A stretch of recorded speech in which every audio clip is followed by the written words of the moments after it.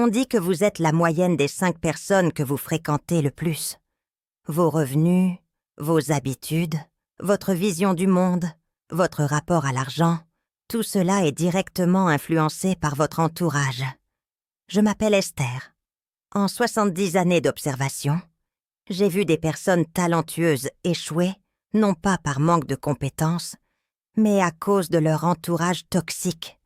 Et j'ai vu des personnes ordinaires accomplir l'extraordinaire, simplement en changeant les voies qui peuplaient leur quotidien. Aujourd'hui, je vais vous révéler les 5 profils de personnes qui détruisent votre richesse.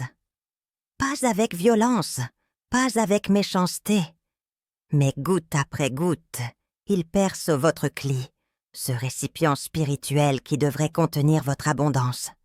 Si vous reconnaissez ces personnes dans votre vie, vous avez 2 choix, les transformer ou vous en éloigner. Il n'y a pas de 3e option. Écoutez jusqu'au bout, car la 5e personne est la plus dangereuse, et elle se cache souvent là où vous ne l'attendez pas. Avant d'entrer dans le vif du sujet, je vais vous demander un acte de courage.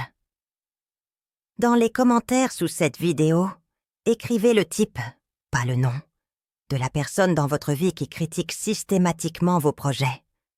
Celle qui vous dit que vous rêvez trop grand, que vous devriez être réaliste, que les gens comme vous ne réussissent pas. Écrivez juste son type. Mon père, ma sœur, mon meilleur ami, mon conjoint. Pas de détails. Juste le lien. En nommant cette relation, vous brisez son emprise invisible sur votre esprit. Allez-y maintenant. J'attends. Bien. Maintenant, si cette vidéo résonne en vous, abonnez-vous et activez la cloche. Ce cercle de sagesse n'est pas pour tout le monde, seulement pour ceux qui sont prêts à affronter la vérité. Commençons. Premier profil. Le cynique. Le cynique est partout. Dans les familles, dans les bureaux, dans les groupes d'amis. Il se déguise en voix de la raison, mais il est en réalité la voix de la peur. Vous lui parlez d'un projet. Il vous répond « Oui », mais vous partagez un rêve. Il vous liste 10 raisons pour lesquelles ça ne marchera pas. Vous célébrez un succès. Il minimise ou trouve l'ombre dans votre lumière. Le cynique appelle cela du réalisme. Mais c'est du pessimisme déguisé. Voici la vérité que personne ne vous dit. Le cynisme est contagieux comme une maladie. Quand vous passez du temps avec un cynique, ses doutes deviennent vos doutes. Ses peurs deviennent vos peurs. Son plafond de verre devient le vôtre. J'ai connu une jeune femme brillante qui voulait créer son entreprise. Elle en a parlé à son père. Un homme bon mais brisé par ses propres échecs. Il lui a dit « Le business, c'est pour les requins. Tu n'es pas comme ça. Garde ton emploi stable. » Elle l'a écouté. 15 ans plus tard, elle travaille toujours pour quelqu'un d'autre, se demandant « Et si ?» Le cynique ne veut pas votre mal. Il veut juste que vous restiez à son niveau. Car votre réussite lui renverrait le miroir de ses propres choix. Dans notre tradition, nous enseignons « Éloigne-toi du mauvais voisin ». Pas parce qu'il est mauvais en soi, mais parce que sa vision contamine la vôtre. Identifiez les cyniques dans votre vie. Arrêtez de leur partager vos projets. Partagez plutôt vos résultats, une fois qu'ils sont accomplis. À ce moment-là, leur cynisme n'aura plus de prise. Deuxième profil, la victime. La victime vit dans une prison qu'elle a elle-même construite. Tout est la faute de quelqu'un d'autre. L'économie, le gouvernement, ses parents, ses ex, ses collègues, la société. Elle ne cherche jamais de solution, seulement des oreilles compatissantes pour écouter ses plaintes. Encore et encore. Le danger de la victime n'est pas sa souffrance. Nous souffrons tous. Le danger, c'est qu'elle refuse de s'en sortir. Elle s'est installée confortablement dans son rôle de personne malchanceuse. Et elle cherche à vous y entraîner. Comment? En vous faisant sentir coupable quand vous réussissez. En vous bombardant de ses problèmes. jusqu'à ce que vous les portiez comme s'ils étaient les vôtres, en drainant votre énergie vitale avec des conversations sans fin qui ne mènent nulle part. Écoutez attentivement. Il existe une différence fondamentale entre quelqu'un qui traverse une épreuve et cherche à s'en sortir, et quelqu'un qui habite son épreuve comme une identité permanente. Le premier mérite votre aide. Le second vous détruira si vous le laissez faire. J'ai une cousine qui, depuis 30 ans, vit le même drame financier. Toujours à découvert. Toujours en crise. Toujours demandant de l'aide. Mais quand vous lui donnez des solutions concrètes, elle trouve des excuses pour ne pas les appliquer. Pourquoi ? Parce que résoudre ses problèmes signifierait abandonner l'attention qu'elle reçoit en restant une victime. Les familles riches comprennent ceci. Vous ne pouvez sauver quelqu'un qui ne veut pas être sauvé. Et en essayant, vous vous noyez avec cette personne. Votre compassion doit avoir des limites. Votre cli ne peut contenir l'abondance s'il est constamment vidé par les demandes sans fin des victimes professionnelles. Aidez avec sagesse, mais ne vous sacrifiez jamais. Troisième profil, le flambeur. Le flambeur vit au-dessus de ses moyens et vous encourage à faire de même. Nouveau restaurant coûteux. Allez, vis un peu. Voyage à crédit. Tu le mérites. Achat impulsif. On n'a qu'une vie. Le flambeur confond abondance et gaspillage. Il croit que dépenser de l'argent démontre qu'on en a, alors qu'en réalité, c'est souvent le contraire. Voici le piège. Quand vous passez du temps avec des flambeurs, votre référentiel de normalité se déplace. Soudainement, dépenser 200 € pour un dîner semble raisonnable. S'endetter pour des vacances semble justifié. Acheter ce que vous ne pouvez pas vous permettre semble être un acte d'amour-propre. Mais ce n'est pas de l'amour-propre, c'est de l'autodestruction financière.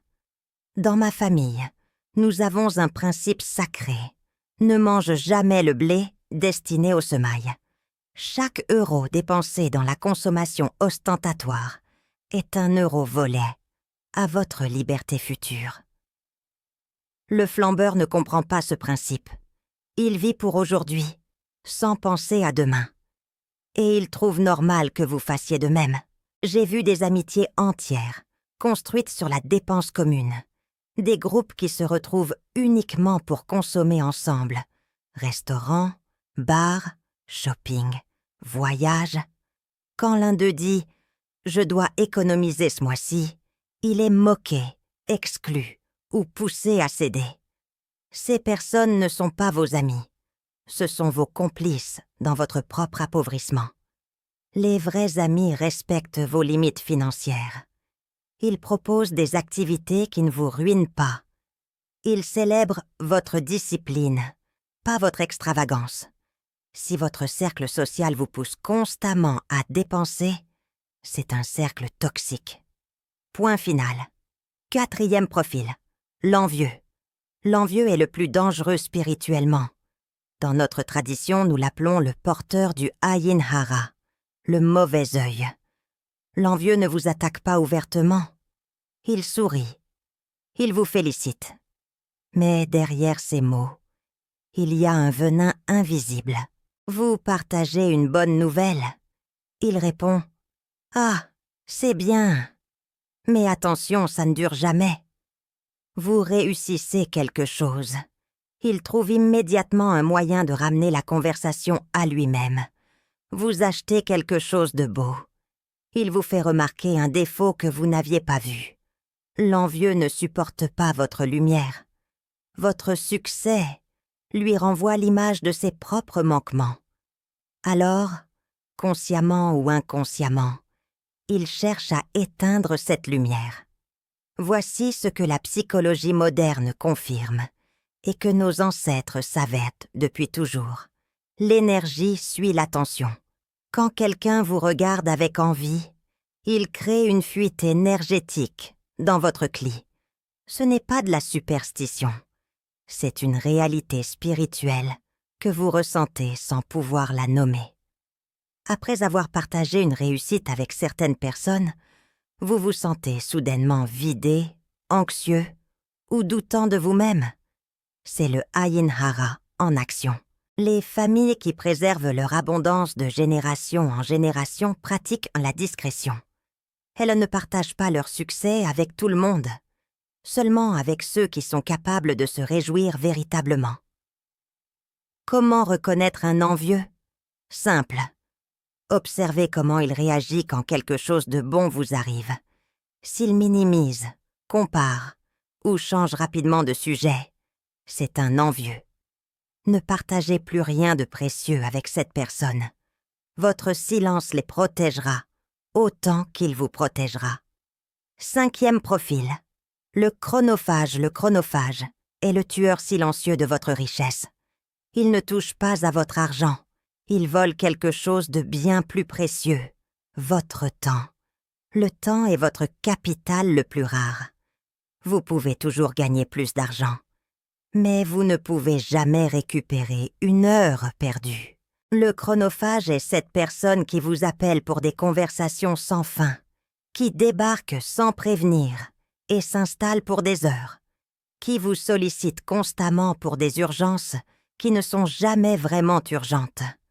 Ce n'est pas de la méchanceté, c'est de l'inconscience. Le chronophage ne valorise pas son propre temps, donc il ne valorise pas le vôtre. Mais voici la vérité brutale. Chaque heure passée avec un chronophage est une heure que vous ne passez pas à construire votre richesse, à développer vos compétences, à créer votre entreprise, à approfondir vos relations importantes. J'ai calculé une fois. Une connaissance m'appelait environ 3 fois par semaine pour des conversations qui duraient en moyenne 45 minutes. Cela représentait plus de 115 heures par an. 115 heures! Imaginez ce que vous pourriez accomplir avec 115 heures concentrées. Les personnes riches protègent leur temps avec une férocité absolue. Elles ont des limites claires. Elles disent non sans culpabilité. Elles choisissent avec qui et comment elles passent leurs heures. Le chronophage vous fait sentir coupable quand vous posez des limites. Tu n'as plus de temps pour moi. On ne se voit plus comme avant. Tu as changé. Oui, vous avez changé. Vous avez compris que votre temps est sacré. Et ceux qui ne respectent pas cela n'ont pas leur place dans votre vie. Soyez impitoyable avec votre emploi du temps. Chaque oui à un chronophage est un non à votre propre destinée. Alors, que faire avec ces 5 profils? Comment vous en protéger sans devenir froid ou cruel? Voici ma recommandation, forgée par des décennies d'expérience. Premièrement, faites l'inventaire honnête. Listez les personnes avec qui vous passez le plus de temps. Pour chacune, demandez-vous, cette relation me tire-t-elle vers le haut ou vers le bas? M'inspire-t-elle ou m'épuise-t-elle? M'encourage-t-elle à grandir ou à rester petit? Deuxièmement, créez des cercles. Le cercle intime, réservé à ceux qui vous élèvent. Le cercle social, pour les relations agréables, mais sans profondeur. Le cercle distant, pour les relations toxiques, que vous ne pouvez éliminer complètement, mais que vous pouvez diluer. Troisièmement, posez des limites claires. Vous n'avez pas besoin d'explications. Non est une phrase complète. Je ne suis pas disponible. Ne nécessite aucune justification. Quatrièmement, investissez dans de nouvelles relations. Fréquentez les lieux où se trouvent les personnes que vous voulez devenir. Lisez ce qu'elles lisent. Écoutez ce qu'elles écoutent, marchez là où elles marchent. Et cinquièmement, pardonnez-vous. Vous avez peut-être passé des années avec les mauvaises personnes. Ce n'était pas un échec, c'était une leçon. Maintenant, vous savez. Dans notre tradition, il existe un concept appelé Evra, la communauté choisie. Pas la famille de sang, mais la famille d'âme. Ceux avec qui vous partagez les mêmes valeurs, les mêmes aspirations, la même vision de la vie. Construisez votre Evra avec soin, car ces personnes détermineront qui vous deviendrez.